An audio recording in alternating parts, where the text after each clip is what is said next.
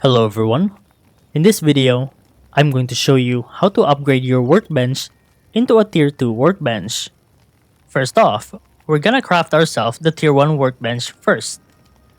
Press tab to open up your inventory, and there should be some things you can craft right off the gate.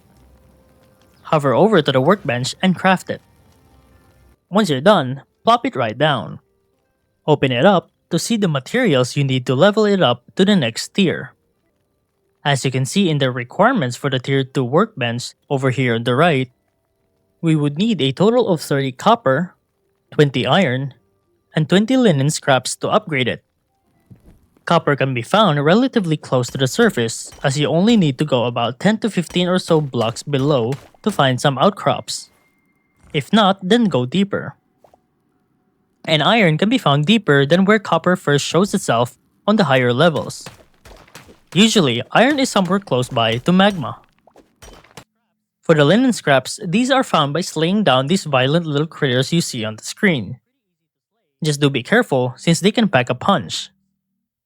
Once everything's ready, then click into upgrade. And there we go. Now you have yourself a tier 2 workbench. And that's how to upgrade your workbench on Hytale.